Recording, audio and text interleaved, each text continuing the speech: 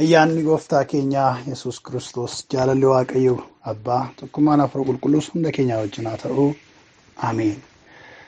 Nagaan Waaqayyoo inni dhuma hin qabne hin safaramne hunduma keessaniif haa ta'u. Kam jirtu Daamaraanataa Yesuus keessatti kan argamtan geggeessitoonni amantoonni guyyaa kanattis hojii Waaqayyoo irra kan jirtan hojjetoonni gooftichaa nagaan keessan haa baay'atu. Ani nagaadhaa ni nagaa anaaf mana koof laate Waaqayyoon haa ulfaatu. Egaa Waaqayyoo arras immoo guyyaa kana nuu kenne guyyaa walii wajjiniin gooftaa keenya jiraanne waaqessinu arganneerra. Kanaaf isa amanamaa isa qulqulluu Waaqa gaarii kana walii wajjiniin teessoo isaarratti ol qabna. Waaqayyoo ganama dinqisiisaa fi kabajamaa kanattis ulaa Waaqaa banamaadhaan akka inni nu geggeessuuf Waaqayyoon walii wajjin kadhanna. Waaqa bara baraa ati guddaadhaa. Ulfinni kee guddummaan kee aangoon kee hin daangeffamu. Ijoolleen kee siisa qulqulluu jiraataadhaan jiraanne har'a geenyerraa hamma bara baraatti galanniif kabajni ulfinni siif haa ta'u. Yaa Waaqayyo jireenyi keenya harka keerraa waan ta'eef warra galateeffatan warra moo'ichaa gara moo'ichaatti darban warra milkaa'inni kan isaanii ta'e taaneerra. Kana waan hojjetteef ol jedhi galateeffami ulfaadhu Waaqa keenya. Maqaa kee isa dinqisiisaaf kabajamaadhaaf galanni safara hin qabne haa ta'u. Ammas fuula kee dura jirra. Cubbuu hunduma keenya nurraa dhiqi nu qulqulleessi. Yaanni garaa keenyaa utuu nu hin ceephayin. Laphee bilisummaa argateen fuula kee dura teenya dubbii kee akka dhageenyuuf nuuf taraarame. Waaqa banamaa nuuf kennitee yaada kee isa haala kamiiyyuu hin daangeffamne immoo nutti dubbadhu nu barsiisi. Kana waan gooteef ulfaadhu. Danqaa isa kanaa kan ta'e yeroo hundumaa halkaniif guyyaa diinummaa kan labsu kan yaadu diiyaabiloos maqaa gooftaa maqaa Yesuusiin kan waraaname haa ta'u. Naannoo keenya deddeebii hojjechuu hin danda'in billaan kee billaan Waaqayyo isa haa adabu. Kana waan gooteef ulfaadhu maqaa Yesuusiin ameen. Waaqayyoodhaaf galanni haa ta'u. Waaqayyoo nu gargaaree torban darbee yeroo galateeffannaa yeroo gaarii Waaqayyo nuuf kennee walii wajjin dabarsineerraa. Inni warra galataa nu taasisee nu gidduutti hojii gaarii hojjetee akka nu walii wajjiniin isa galateeffannuuf inni nu kaadhimate Waaqayyo ulfaatu. Boris Waaqayyo warra caalaatti galateeffatan warra maturree galateeffannaatiin badhaadhan guyyaan galateeffannaa wal dhuga'uu didee iddoo tokkotti anaafis galateeffannaa guyyaa jennu bara jennu nuuf taasisu Waaqayyo.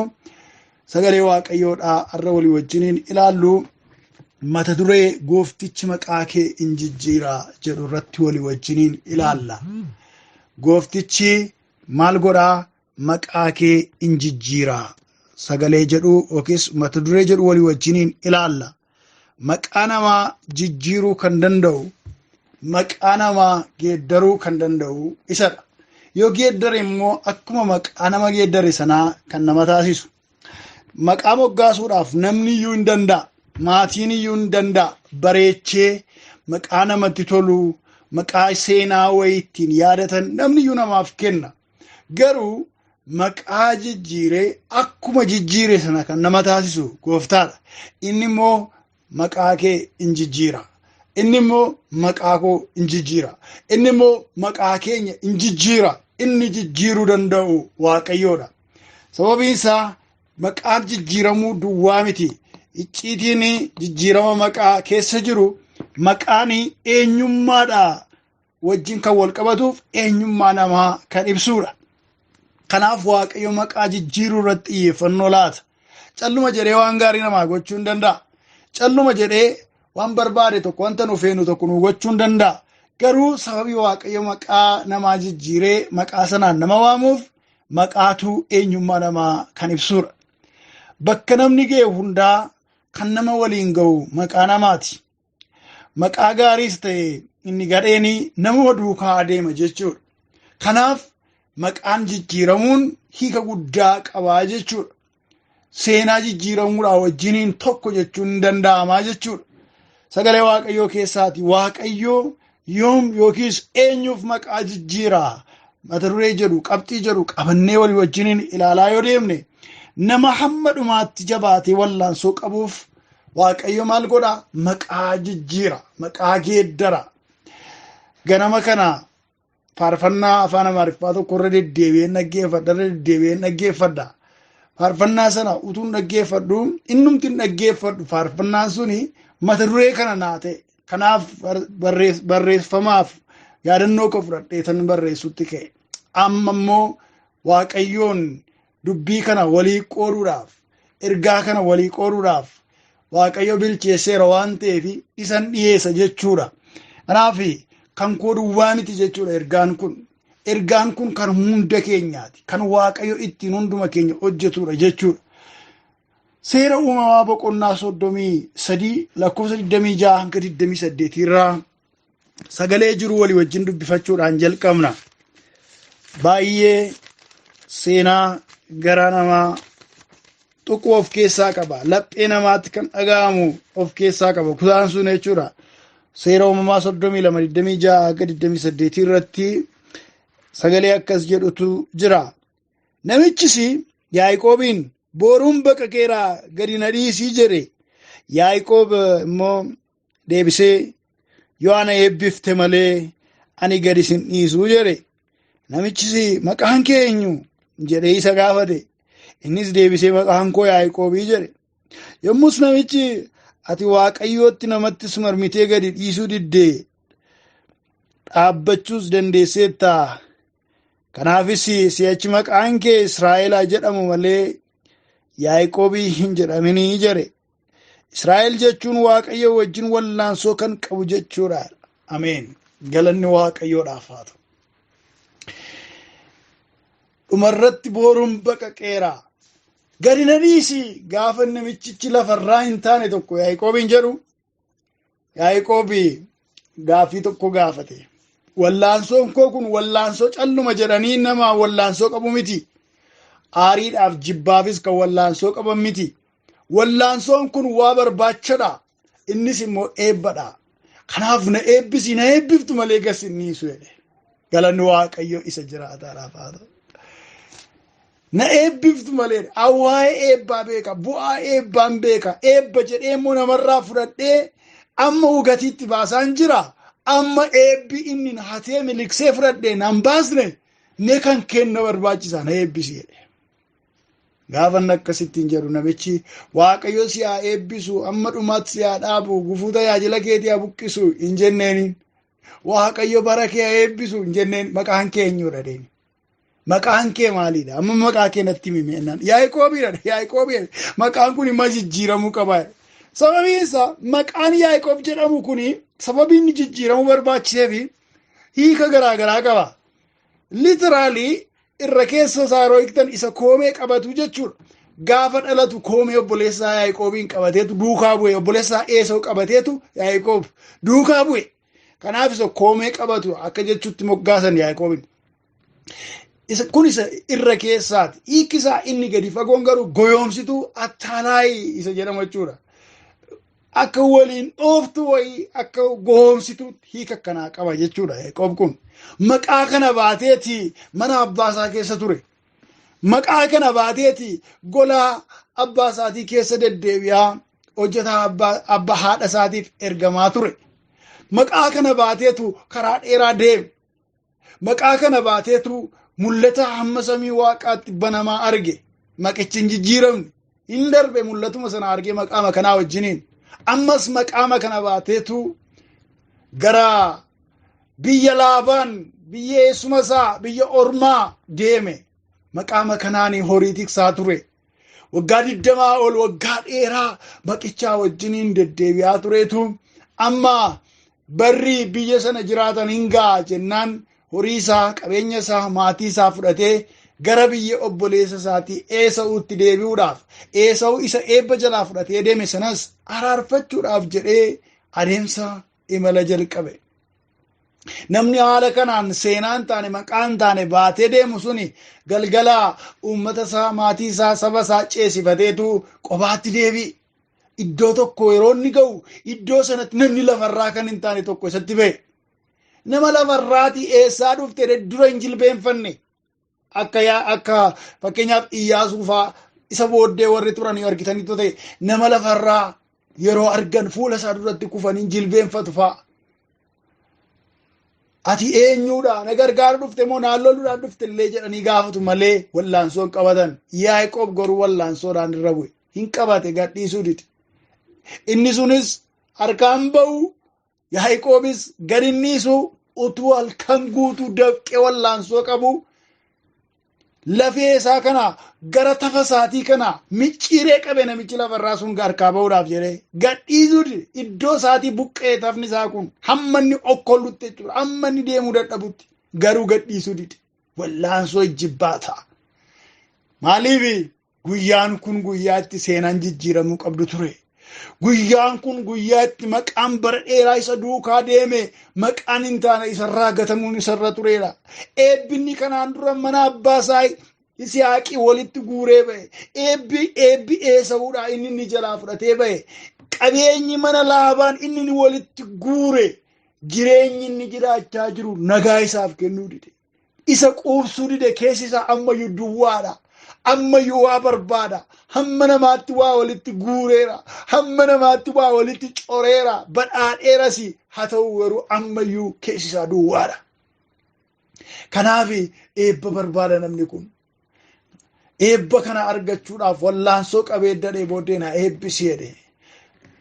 Ati eenyu maqaan kee lafa rakkina isaa arge. Ijoollee Waaqayyo lafa rakkina keenyaa bakka nu dhukkubse bakka nu aadaa deemnu bakka nu qaqqabachaa deemnu bakka namni nuuf hin agarre in argaa Waaqayyoon. In arga gooftaa Yesuus lafa madaa keenya. Maqaan kee eenyuudha jedhe. Lafti maqaa isaatii rakkina akka qabdu bareera. Yaaqoobiin jedhama. Ani isa koomee qabatu isa gadi aanaa isa goomsituu jedhamuudha. Ana dhaamme. Ana Yaaqoobiidhaan maqichi kun jedhe. Maqaan kee kanaa booddee Yaaqoobiin jedhamin jedhe. Ta'uu dide maqaan kun siif hin ta'u maqaan kun siif hin malu amma maqaan kee kanaa booddee jijjiirameera. Yaaqoob jedhame. Dabalee isa eebbise maqaa isaa jijjiiree adeemsa itti fufe. Akkamittiin maqaan namaa jijjiirama.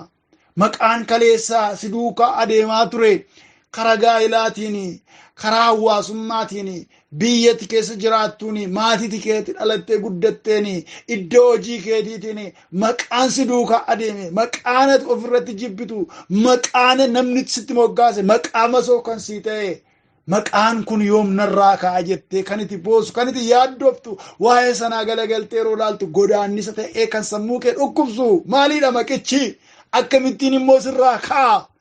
Wallaansoo hamma dhumaatti jabaatanii qabuudha. Hanga booruun baqaqxutti.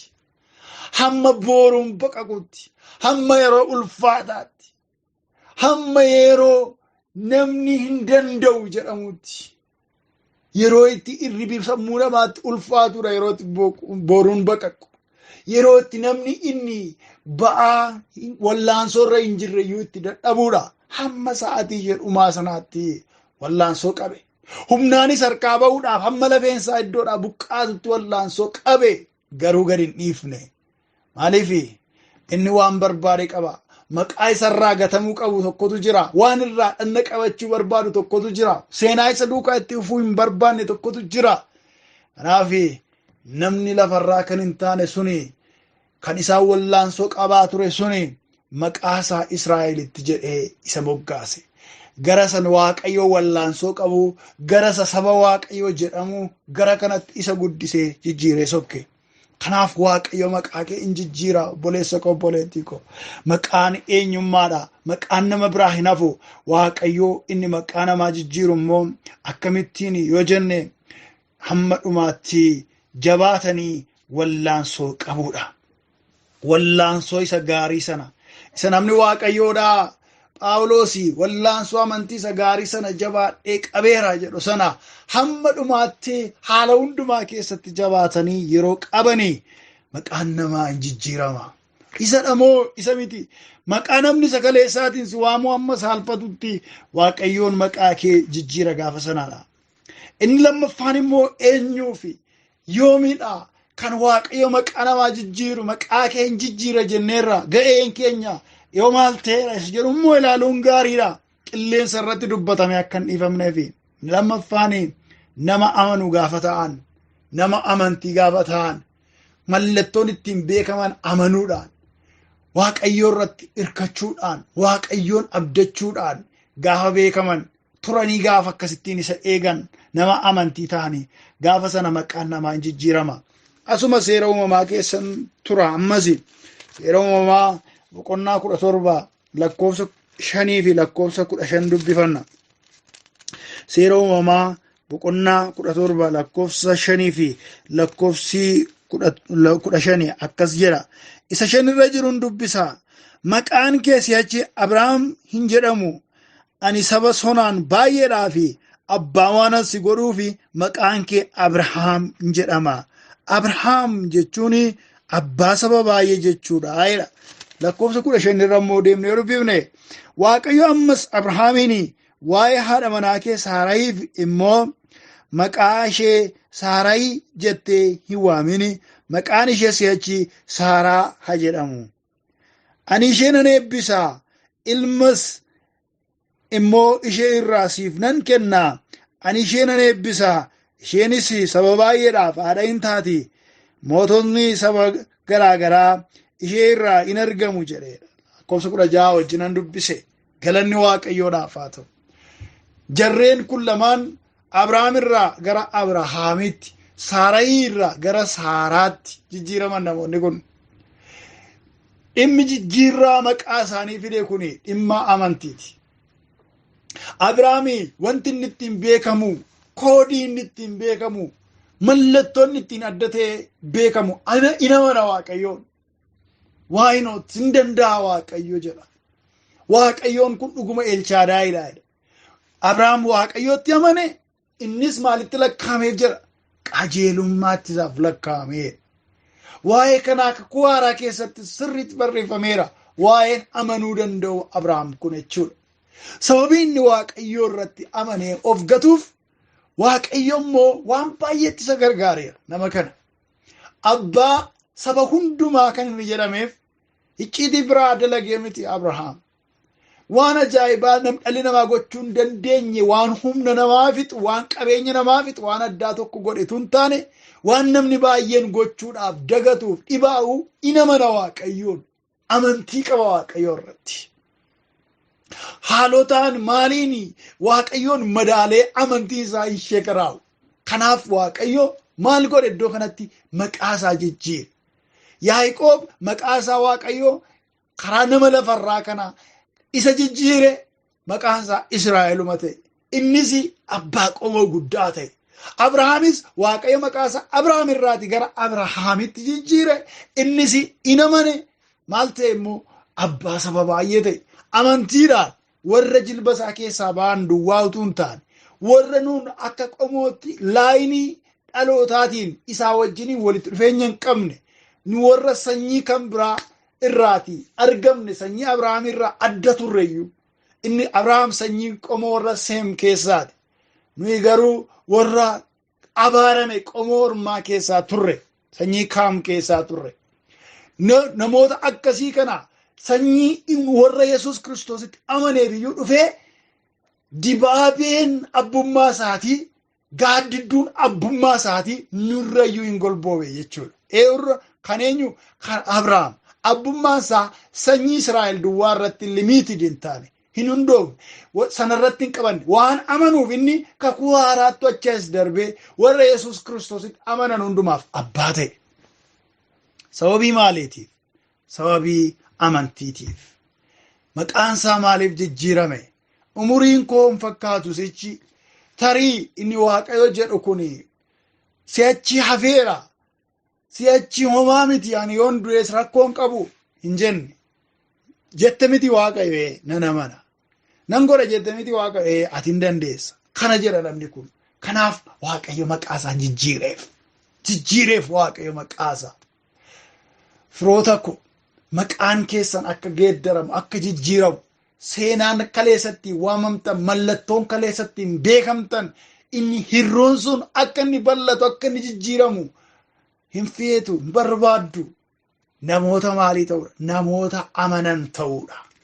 Gaafa Waaqayyoon nan godha jedhu isuma ammaa kana maqaa kee gooftichi maqaa kee hin jijjiiru kana akkuma lallaba nama ho'isuudhaaf nama dadammaqsuudhaaf ameen nama jechiisuudhaaf lallabamu tokkotti xiqqeessitee ilaalte darbu osoo hin taane riilii Waaqayyo maqaa koo jijjiiruudhaaf dhufe ameen jettee fudhachuudha.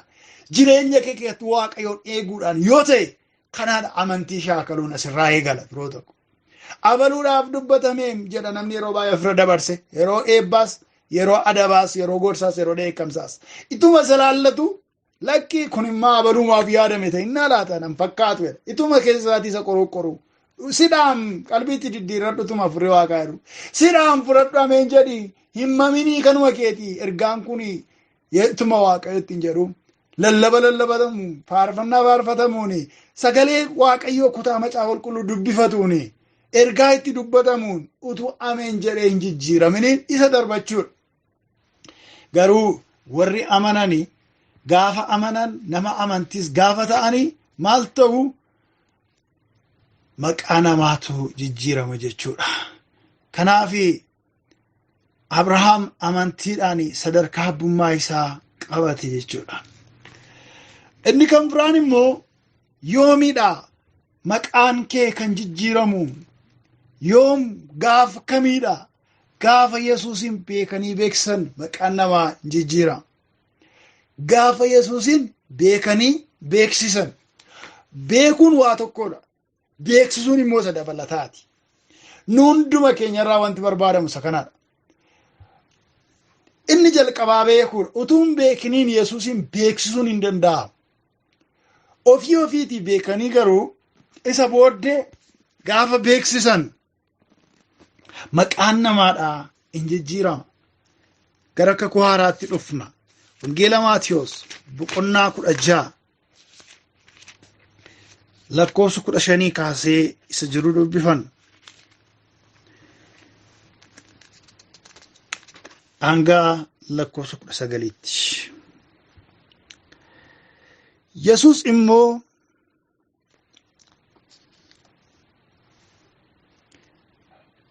lakkoofsa 15 Yesuus immoo isinoo eenyu anaan jettuu jedhee isaan gaafate. Simoon Phexros deebisee ati Masiihicha ilma Waaqayyoo jiraataatii jedhe. Kana irratti Yesuus deebisee yaa Simoon ilma Yoonaa ati kan ayyaanamteedha. Kana abbaa koo isa Waaqa irra jirutu sitti mul'ise malee yaanni nama foonii sitti hin mul'ifne. Ani sittan himaa akkuma Phexros jechuun dhagaa jechuu ta'ee ati dhagaadha. Anis dhagaa hin sochoone kana irratti waldaa koo nan ijaara. Gooftummaan du'aas matumaa waldicha irratti humna hin godhatu. Hin mo'us. Banaa mootummaa Waaqaa siifan kennaa. Waanumti ati lafa irratti hiite Waaqa irratti namaa hin ta'a. Waanumti ati lafa irratti hiikte immoo Waaqa irrattis hiikamaa hin ta'a jedhe. Lakkoofsa 18 irra isa jiruun irra deebi'ee dubbisa. Anis sittan himaa akkuma Phexros jechuun dhagaa jechuu ta'e atis dhagaadha. Anis dhagaa hin sochoone kana irratti waldaa koo nan ijaara. Gooftummaan du'aas matuma waldicha irratti humna hin godhatu hin mo'usi jedha. Galanni Waaqayyo isa jiraataadhaaf haa ta'uuti. Iddoo kanatti kakuu hamma kana ga'u hundaa, abdii hamma kana ga'u kan inni gonfate Phexrosi dhugaansaa maalidha yoo jettan, Yesuusin beekee beeksise. Namoonni baay'een ergamoota dabalatee isa duukaa turan. Yeroo gaaffii kana Yesuus ilmi Waaqayyoodhaa gaafatu nama baay'eetu wajjiniin ture. Deebisuus immoo ammatu gaafatamaniiti hammam akka isaan qophaa'an inni gara namaa beeku Yesuus waan beekuuf. Phexros innum jarjaree dubbachuudhaan beekamu, dafee deebii kennuudhaan beekamu. Iddoo kanatti deebii inni deebise waan hubate, waan isaa galee tokko waan deebiseef jireenya isaa keessatti, bara isaa keessatti kakuu guddaadhaaf waadaa ajaa'ibaa isaaf baasise. Gaaffii Yesuus gaafate akkana kan jedhu ture. Namoonni eenyu anaan jedhu anaanii jedhee gaafate. Innaan namoonni garaagaraa isa duukaa turanii, namoonni inni kaan Yohaannis Cuuphaatu du'aa keessiin jedhaa, kaan immoo Iliyaas siin jedhaa, kaan immoo raajotuma keessaa tokko ta'innaa laata siin jedhaa. Yaada baay'eetu jira waa'ee kee irratti jennaan. Mee isin hooma eenyu naan jettu? Isinumtu na beektu, warrumta na duukaa jirtan kun na beektu, anumtu isinii galeeraayi. Warrumti bartoota koo jedhee isin fo'adhe halkaniif guyyaa wajjiniin sochoon hojii koo warra hojjettan kun isinuu na bartaniittu. Namoonni warri kaan deebisuudhaaf qophaa'an turre. Simoon Phexros, Simoon ilma Yoonaa dafee gaafate, dafee deebise. Deebii akkana jedhu, ati immoo Masiihicha, ati Yesuus ilma Waaqayyooti, Masiihicha isa eeggatamaa jiruudhaaf, isa addunyaa kana fayyisuudhaaf ati ittiin jedhe. Gooftaan jechuma kanaaf, dhuga ba'umsuma kanaaf jecha waadaa gurguddaa amma dubbifanne isaaf gale. Ati dhagaadhaaf, Phexros jechuun, Keefaa jechuun dhagaa kattaadhaa. Ani immoo dhagaa kattaa kanarratti hojii hojjedha. Dhuga ba'umsa kanarratti, dhuga ba'umsa kee kana akkasumatti hin balleessu. Dhuga ba'umsi kee kun bu'uuradha. Dhugaa bu'uuraati. Kanarratti immoo ijaarsan ijaara. Kanarratti waldaa koo dhaabbadha ittiin jedhe. Kan banaan mootummaa du'aa, banaan si'ool kan hin dandeenye siifan kennaan, balbalan siif kennaan. Kanaaf ati Phexrosidha, ati kattaadha ittiin jedhe. Phexrosi Simoon irraa gara Keefaatti yookaan gara Phexrositti, Peetir inni dhuguun isa kattaa rookise jedhamudha. Gara sanatti kan jijjiirameef icciitiin isaa tokko maalidha yoo jettanii, Yesuusin beekee beeksise. Yesuusin beektanii gaafa beeksiftan ijoollee Waaqayyoo maaltu ta'a? Maqaa keessantu jijjiirama. Yesuusi akkati maqaa kaleessaatiin, maqaa gadi aanaadhaan, maqaa tuffatamaadhaan, maqaa baarsaatiin, maqaa ceephootiin, maqaa salphinaatiin itti fuftuun barbaadu gaafa isa beektee isa beeksiftu. Ati isa beekii beeksisi malee, ati isa beekii lallabi malee, ati isa beekii dhugaa ba'i malee, ati isaaf afaan ta'i malee, Yesuus maqaa kaleessaa wajjin sin ajjeesu. Maqaa kaleessaa wajjin itti sin fufsiisu. Warruma naannoo kee jiranii wajjiniin maqaa walqixxeen itti sin fufsiisu. Maqaa biraa fidee dhufa. Maqaa jijjiirmaa fidee dhufa. Maqaa kee jijjiiruu fidee dhufa. Seenaa kee kan jijjiiruu fidee dhufa ilmi Waaqayyoo. Ati garuu maal godhu? Yesuusin beeksisi. Beekta miti Yesuusin? Itti amanteetta miti Yesuusin? Eeyyee. Amma immoo maal godhu? Beeksisi. Yoorri Yesuusin beekanii beeksaniif maqaa isaaniitu geeddarama. Maqaa isaanii jijjiira. Waaqayyoo gooftichi maqaa kee in jijjiira. Narfaffaaf inni xumuraa gaafa guyyaan namaaf ga'udha. Maqaan namaa Waaqayyoo kan inni jijjiiru, gooftaan kan inni jijjiiru guyyaan gaafa namaaf ga'udha. Hojii ergamootaa boqonnaa 3 lakkoofsa 9-10 irraa 9 akkana jedhutu jira. namoonni hundinuu utuu inni asiif achi adeemuu Waaqayyoonis utuu galateeffatu argan. Mana qulqullummaa balbala miidhagaa duraa taa'ee horii kadhataa inni ture isa akka ta'es baranii waan isaaf godhame kanaafis fajajanii baay'ee raajeffataniidha. Ulfinni Waaqayyoof haa ta'u. Namichi kun isa balbala miidhagaa fuuldura taa'ee kadhataa turedha. Naafadha. Deemuu hin danda'u. Balbala sana duratti barameera. Namni kan isa beeku maqaaf bakka inni jiraatunidha. Maqaan inni ittiin beekamu naafadha. Iddoon inni taa'u immoo balbala isa miidhagaa fuulduradha. Iddoo sana kan inni taa'uuf gaaf tokko namni dhufee na fayyisu yookiis waan dhufee na fayyisu jira jedhee miti. Bakka sana kan inni taa'uuf maallaqa namootarraa argachuuf. Namoonni gara mana qulqullummaatti gara mana sagadaatti yeroo adeeman iddoo sanatti isa argatu waan ta'eef iddoo sanatti maallaqa kennaniifi darbu. Phexrosiif ergamoonni isaa wajjin turan yeroo isaan achiin ba'anis isaan kun ergamoota Waaqayyo waan ta'aniif, isaan kun ergamoota Gooftaa Yesuus waan ta'aniif waan addaa naaf kennu jedhee hin eegne. Phexrosis Yohaannisis akkuma nama kaanii maallaqa naa kennu jedheetu gaaffii kanaan dura gaafachaa ture gaafate. Nama gaaffii isaallee hin jijjiirreedha. Mata duree kadhannaa isaallee nama hin jijjiirreedha. Waan ani ittiin jiraadhu naa kennaa jedhee gaafata. Dingata Phexros humna hafuura Waaqayyootiin guutame. As nu ilaali ittiin jedhe. Ilaamee nuni ani jedhe nu ilaali ittiin jedheetu waan biraa waan argattu se'ee yeroon isa ilaalu nuni waan siif laannu hin qabnu. Of harkaati jedhe.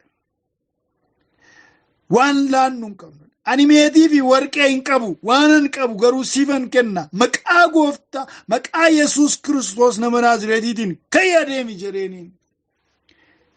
Ajaja kana ajajamee harka isaa mirgaa qabee isa kaasee achumaanis miilli isaa fi gulubiin isaa jabaatan. Utaalees ka'ee ijaajje. Deemee isaanii wajjin mana qulqullummaa lixee asiif achi adeemee quruphii Waaqayyoon galateeffate. Lakkoofsa 7-8 dabalee yeroo dubbisu. Isa booddee namoonni argan yeroo inni quruphisu yeroo inni utaalu arganiitu inni kun isa balbala miidhagaa dura taa'u miti isa kam isa naaficha sana. Isa waan Gooftaan isaaf godheef maal godhanidha irraajeffataniidha. Maqaan isaa inni naafummaa irraatii gara isa utaaluutti jijjiirame. Isa naafa irraatii okkoluu irraatii naafummaa irraatii gara utaaluutti jijjiirame. Teeraansaa gaafa Gooftaan Yesuus namaaf dhufu, gaafa guyyaan namaaf ga'u, gaafa guyyaan Waaqayyo namaaf ga'u maqaan namaa hin jijjiirama. Kaleessa naafummaadhaan kan beekamu, kaleessa kadhattuudhaan kan beekamu, kaleessa isa dhukkubsataadhaan kan beekamu, isa qaama hir'uudhaan kan beekamu gaafa guyyaan isaaf ga'u, gaafa yeroon isaaf ga'u maqaan isaa hin jijjiirame. Sima tokkoon akka seera macaafa qulqulluuf seera kakuu moofaatti namni qaamni isaa hir'u mana qulqullummaa keessa galuu hin danda'u. Dhorkaadha. Namtichi kun garuu har'aa qaamni isaa guutuu ta'e utaalee mana qulqullummaadhaa Phexrosiif Yohaannisii wajjiniin seene. Hin galateeffata achi utaalee as utaalee burraaqa hamma namni raajeffatanitti ga'e.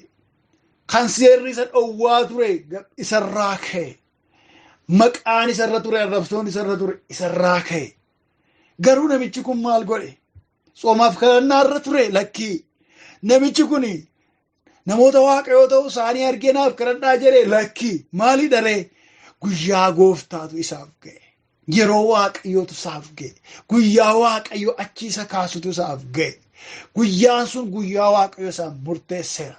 Ijoollee Gooftaa guyyaan Waaqayyoodhaa gaafa dhufu wanti isin awwaaltanii dhiistan, wanti isin kanaa booddee falan qabu, kanaa booddee hin jijjiiramu jettanii dhiistan, isin ajandaa isaa yoo cuftanii kan isin dhiistan, gaafa guyyaan gooftaadhaa ga'u hin furmaata argata. Maqaan isin jijjiirama, seenaan isin jijjiirama.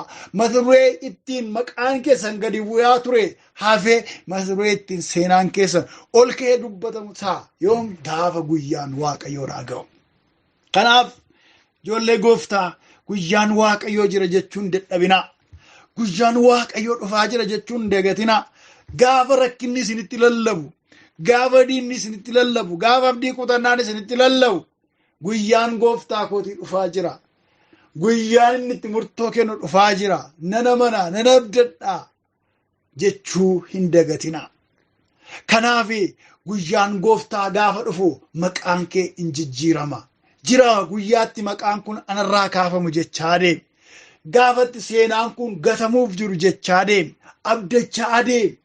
Eenyuun maal akka gaafattullee adda baafachaa adeemi. Anaaf guyyaan jira. Anaaf siif guyyaan gooftaadhaa jira. Kanaaf Yaaqoobiif wallaansoo qabee maqaan isaa isaaf jijjiirame, in eebbifame. Abrahaamii amanee humna amantiitiin maqaan isaa hin geeddarame. Yoomnaaf geeddarta, yoomnaaf jijjiirta. Maqaamti Abrahaam jedhamu kun yoomnarraa ka'e Abrahaam jedhama. Maqaamti Saarayi jedhamu haadha manaa koorraa ka'e yooma Saaraa jedhamti jedhee hin beeku, gaafatee hin beeku, kadhannaa akkasiin qabu.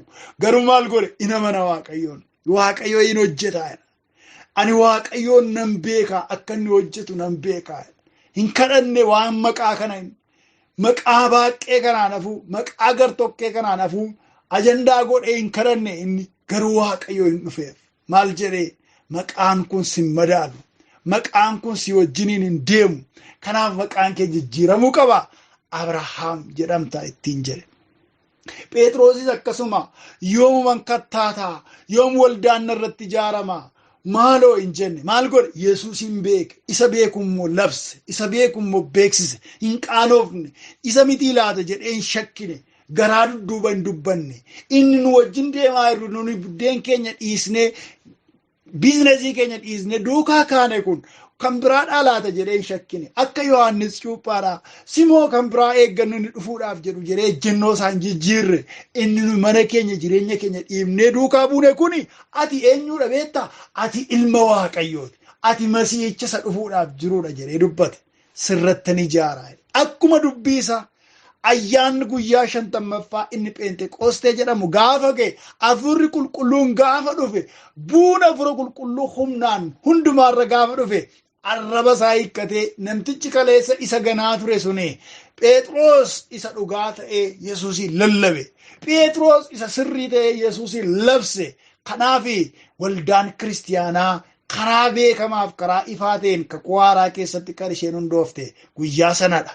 Lallaba namichaa jarjaraa jedhamuu fi sodaatee ganaa ture sanaatiin guyyaa tokkicha lubbuun 3,000 ol gooftaa Yesuus Kiristoositti amananii fayyisaa lubbuu isaanii godhatan. Maaliif? Inni Yesuusin beekee beeksise waan ta'eef. Isadha boqonnaa 3 irratti, boqonnaa 2 irratti Hafuura Qulqulluudhaan guutamuudhaan wangeela lallabee namoota baay'ee gara gooftaa fide. Amma immoo boqonnaa 3 kan dubbifanne namicha naafa kanaaf illee balbala qorichaa kan ta'e nama maqaan isaa jijjiirameef Phexrosidha. Inni dhumarraa immoo akkuma ilaalle guyyaan gooftaa isaaf geenyaan jijjiiramee namoota warra kaaniifis qoricha ta'uu, sababii galateeffannaa ta'uu, sababii ittiin Waaqayyoon ajaa'ibsiifatan ta'uu, sababii ittiin namni dinqiidha Waaqayyo jedhu ta'uu danda'e jechuudha. Kanaaf ijoollee gooftaa maqaan kee, gooftichi maqaa kee siif jijjiiraa kan jedhu sagalee kanaa keessa of galchaatii ittiin Waaqayyoon kadhadhaa. Sagaleen Waaqayyoo akkasumatti hin dubbatamu waan jijjiiruu barbaade qaba.